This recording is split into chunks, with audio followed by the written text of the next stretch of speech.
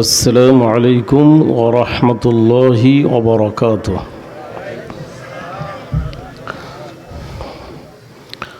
الحمد لله نحمده ونصلي على رسوله الكريم. أما بعد فأعوذ بالله من الشيطان الرجيم.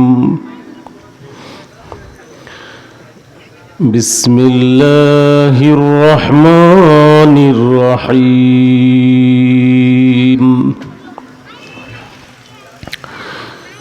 يريدون ليطفئوا نور الله بأفواههم والله متم نوره ولو كره الكافرون. صدق الله العظيم. اللهم صل على سيدنا ونبينا وشفيعنا ومولانا محمد وعلى آله وأصحابه وبارك وسلم. رب اشرح لي صدري ويسر لي أمري واحلل عقدة من لساني يفقه قولي. আমি কোরআন শরীফের সূরাতুস সফ থেকে একখানা আয়াতে কারিমা তিলাওয়াত করেছি। আল্লাহ রাব্বুল আলামিন ইরশাদ করেন,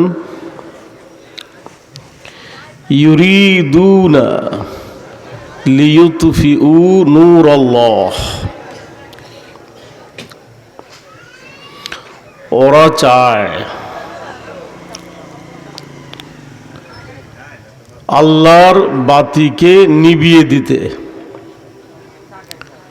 বিআফওয়াহিহিম, ফুঁ দিয়ে, ফুৎকার দিয়ে, ফুঁ দিয়ে আল্লাহর প্রদীপ, আল্লাহর বাতি, এটিকে তারা নিভিয়ে দিতে চায়। আল্লাহ তাআলা বলেন, ওয়াল্লাহু মুতিম্মু নূরিহি,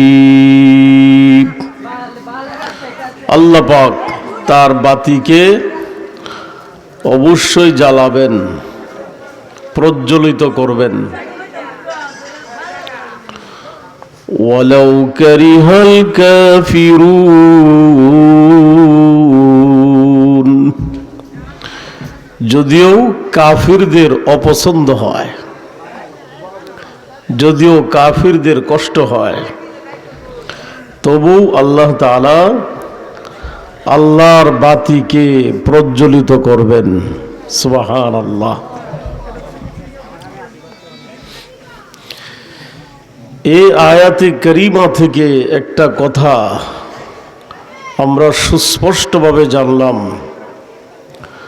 আল্লাহ তাআলা আল্লাহর বাতিকে নিভতে দিবেন না, এটাকে আল্লাহ তাআলা অবশ্যই প্রজ্বলিত করবেন।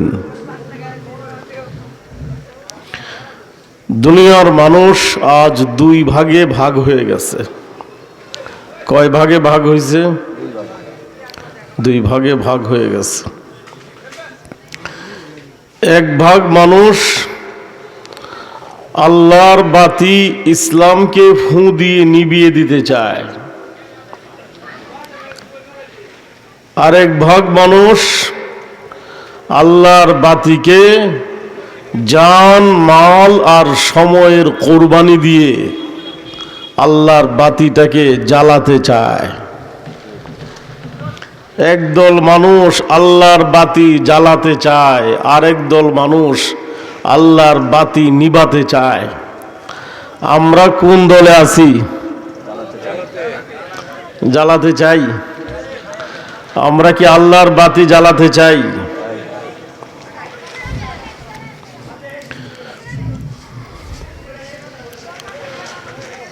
একটা বিষয় এটা জানার দরকার, আমাদের হালতটা কি। হযরত ইমাম হুসাইন রাদিয়াল্লাহু তাআলা আনহু যখন কারবালার প্রান্তরে কুফায় প্রবেশ করার জন্য এই পথ পাড়ি দিচ্ছিলেন, কারবালা নামক এলাকায় অবস্থান করছিলেন, তখন কুফা থেকে কিছু মানুষ এদিকে আসতেছিল। কুফা ইরাকের একটা শহর। ইমাম হুসাইন রাদিয়াল্লাহু তাআলা আনহু কুফা থেকে আগত লোকদেরকে জিজ্ঞাসা করলেন, কুফার মানুষের অবস্থা কি? আমাকে তো তারা দাওয়াত করেছে, কুফায় আসার জন্য তারা হাজার হাজার চিঠি আমার কাছে প্রেরণ করেছে। বর্তমানে কুফার মানুষের অবস্থাটা কি? তিনি জানতে চাইলেন কুফার মানুষের দিলের হালতটা কি, মনের অবস্থাটা কি জানতে চাইছেন। লোকেরা বললেন যে হুজুর, কুফার মানুষের মন আপনার সাথে আর তলোয়ার এজিদের সাথে। কুফার মানুষের মন আপনার সাথে মানে ইমাম হুসাইনের সাথে, মানুষের মন কার সাথে? ইমাম হুসাইন রাদিয়াল্লাহু তাআলা আনহুর সাথে, আর তলোয়ার এজিদের সাথে। আমরা মুখে মুখে বলি আল্লাহর বাতি ইসলামকে আমরা জ্বালাতে চাই, আমাদের মন ইসলামের সাথে, ঠিক কিনা বলেন? কিন্তু আমাদের শক্তি সামর্থ্য সব ইয়াজিদের সাথে। যারা আল্লাহর বাতি নিভাতে চায় ওদের সাথে আমার উঠা বসা। আল্লাহর বাতি যারা নেভাতে চায় ওদেরকে আমরা সহযোগিতা করি। আল্লাহর বাতি যারা নেভাতে চায় ওদের হাতকে শক্তিশালী করার জন্য সবকিছু আমরা করি, ঠিক কিনা বলেন? কুফার মানুষের অবস্থা যেমন ছিল, মন ইমাম হুসাইনের সাথে আর তাদের তলোয়ার ইয়াজিদের সাথে, আমাদের অবস্থাও এমন। আমাদের অবস্থা, আমাদের মনটা ইসলামের সাথে, আর আমাদের শক্তি সামর্থ্য সব ইসলাম বিরোধীদের সাথে, ঠিক কিনা বলেন? আল্লাহ রাব্বুল আলামিন যে কথা বলছেন, ইউরিদুনা লিইউতফিউ নূরাল্লাহি বিআফওয়াহিহিম, ওরা চায় আল্লাহর বাতিকে ফু দিয়ে নিভিয়ে দিতে। ওরা কারা? ফেল তো পাইলাম, ফাইলকে কর্ম পেলাম, কর্তা লাগে না? কর্তা, কর্মের একটা কর্তা লাগে। ওরা চায় এটা হলো কর্ম, কর্তা দরকার, ফাইল দরকার। ওরা কারা? ওরা হলো কাফের। ওরা কারা? কাফের। ওরা হলো কাফের। আর কাফিরদের সহযোগী, কাফিরদের বন্ধু বান্ধব,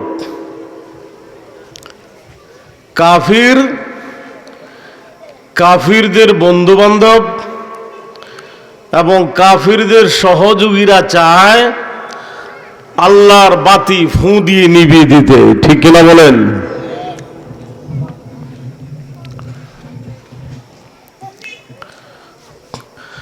বাংলাদেশে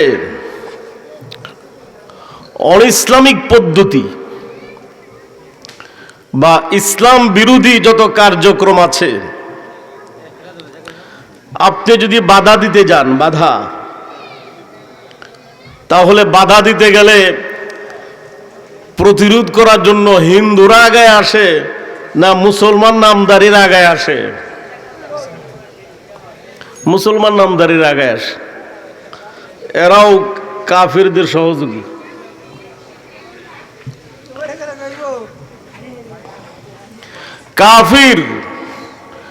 কাফিরদের বন্ধু বান্ধব এবং কাফিরদের সহযোগীরা চায় আল্লাহর বাতি ফুঁ দিয়ে নিভিয়ে দিতে। ওয়াল্লাহু মুতিম্মু নূরিহি, আল্লাহ পাকের ওয়াদা হলো আল্লাহ পাক তার বাতিকে অবশ্যই প্রজ্বলিত করবেন। আল্লাহ পাক অবশ্যই তার বাতিকে জ্বালাবেন, যদিও কাফিরদের অপছন্দ হয়।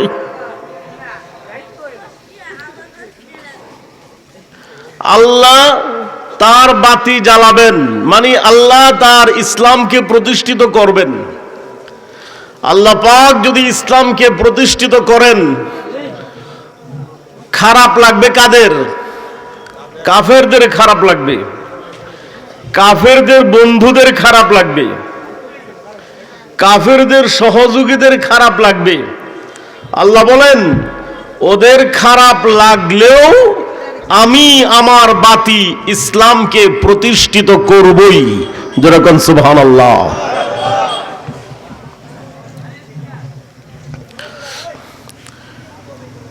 ইসলামের প্রতি আপনি যতই বিদ্বেষ রাখেন সমস্যা নাই, ইসলামের তো ক্ষতি হবে না। কেউ যদি রাগে পাহাড়ের মধ্যে ঘুষি মারে, রাগে পাহাড়ে ঘুষি মারলো, ক্ষতিকার পাহাড়ের না হাতের? রাগে পাহাড়ে ঘুষি মারলে পাহাড়ের ক্ষতি হয় না, হাত ভেঙে যায়। ঠিক কিনা বলুন? কেউ যদি ইসলামের বিধিবিধানকে অপছন্দ করে, আল্লাহ রাব্বুল আলামিন যেগুলোকে হারাম করেছেন এগুলো যাদের কাছে ভালো লাগে, সমাজ থেকে দেশ থেকে হারাম বিষয়াদি উৎপাটন করার জন্য আমরা যদি কাজ করি, এটা যদি কারো অপছন্দ হয় কোনো সমস্যা নাই। ইসলামের প্রতি ওদের বিদ্বেষ থাকতে পারে, গুসা থাকতে পারে, এতে ইসলামের কোনো ক্ষতি হবে না। কেউ যদি ইসলামের প্রতি রাগ রাখে, হিরু থাকলে জিরু হয়ে যাবে। বহু হিরু জিরু হয়ে গেছে ইসলামের সাথে টক্কর দিয়া। ঠিক কিনা বলেন? আপনি হিরো আছেন, জিরু হতে চান? যদি জিরু হতে চান ইসলামের সাথে একটু লাগালাগি করেন, জিরু হয়ে যাবেন। বহু মানুষ জিরু হয়েছে না? মুহতারাম হাজিরিন, নাহনু উম্মাতুন আ'আজ্জানাল্লাহু বিল ইসলাম। হযরত ওমর রাদিয়াল্লাহু তাআলা আনহু বলছিলেন, আমরা এমন একটা জাতি যাদেরকে আল্লাহ তাআলা ইসলামের দ্বারা ইজ্জত দান করেছেন। মুসলমানরা যদি ইসলামকে পছন্দ করে, পারিবারিক জীবনে, সামাজিক জীবনে, রাষ্ট্রীয় জীবনে ইসলাম কায়েম করাকে যদি মুসলমান পছন্দ করে, আল্লাহ পাক মুসলিম জাতির ইজ্জত বাড়ায় দিবেন। আর মুসলমানেরা যদি ইসলামকে পছন্দ না করে, আল্লাহ তাআলা এসব মুসলমানদেরকে জিরো বানায় দিবেন। নতুন নতুন জাতিকে মুসলমান বানায়া আল্লাহ পাক তাদের দ্বারা ইসলামের খেদমত নিবেন। মুহতারাম হাজরিন, এই যে আল্লাহ তাআলা বললেন ওয়ালাউ কারিহাল কাফিরুন, কাফিরদের যদিও অপছন্দ হয়, কাফিরদের যদিও কষ্ট লাগে, তবুও আল্লাহ তাআলা ইসলামকে প্রতিষ্ঠিত করবেন। এই কাফিররা ইসলামের পথে বাধা সৃষ্টি করে না? তাদের যে অবস্থানটা আছে বিশ্ব জুড়ে, তাদের যে অবস্থান, এই অবস্থান দিয়ে তারা ইসলামের পথে একটা বাধা সৃষ্টি করে রেখেছে। তাদের যে মজবুত অর্থনীতি আছে, যে ডলার, পাউন্ড, ইউরো আছে, যে ইউয়ান আর রুপি আছে, এগুলো দিয়ে ইসলাম কায়েমের পথে বড় একটা বাধা তারা সৃষ্টি করে রেখেছে। ঠিক কিনা বলেন? এসব ডলার, পাউন্ড দিয়ে বহু মুসলমানের মাথা কিনে নিয়েছে। নাম মুসলমান, কিন্তু কথা বলে ইসলামের দুশমনদের পক্ষে। ঠিক কিনা বলেন? জিনগ্রস্ত রোগীর মতো। দেখে না জিনগ্রস্ত রোগী, জিনে ধরলে পরে মুখটা তার, কথাগুলো হলো জিনের। মুখটা কার? তার। আর যে কথাগুলো বলে এই জিনের। এরকম কাফিররা কিছু মুসলমানের উপর ভর করছে, এই মুখটা এই মুসলমানের, কথাগুলো হলো ওদের। ঠিক কিনা বলেন? বহু টাকা পয়সা দিয়ে তারা মুখ বিক্রি করে দিয়েছে, ব্রেনটা বিক্রি করে দিয়েছে, ওরাও কিনে নিয়েছে টাকা পয়সা খরচ করে।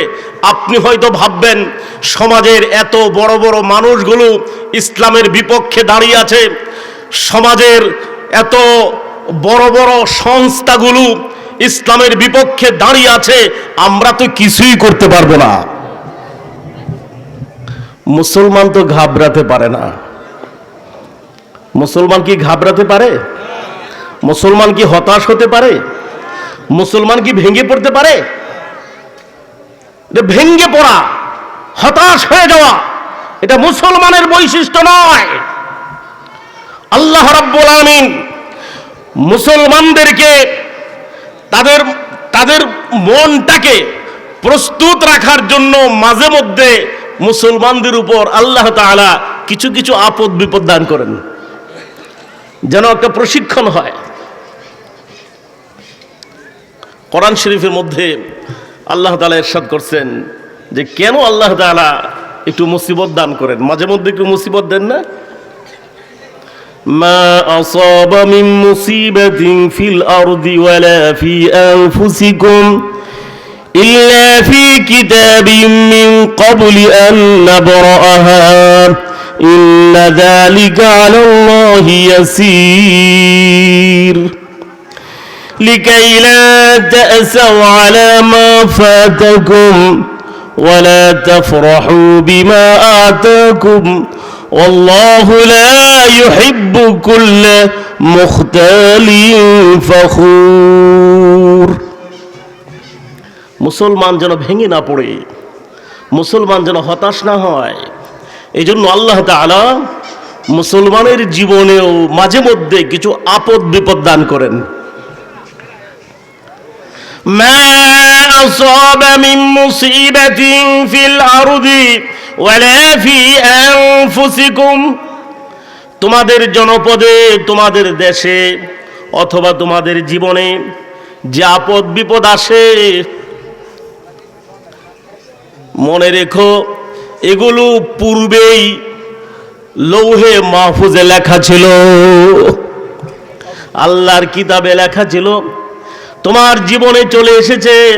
এর অর্থ এই না যে আল্লাহর খাতার মধ্যে তা লেখা ছিল না, আল্লাহ পাকের মাস্টার প্ল্যানে এটা ছিল না। অবশ্যই আল্লাহর খাতার মধ্যে লিপিবদ্ধ আছে। কোন মানুষের জীবনে যদি কোনো আপদ বিপদ আসে, এটা আল্লাহর খাতার মধ্যে লেখা আছে। যদি কোনো ভূখণ্ডে আপদ বিপদ আসে, এটাও আল্লাহ পাকের খাতার মধ্যে লেখা আছে। সব আল্লাহ পাকের জানা আছে। ঠিক কিনা বলেন?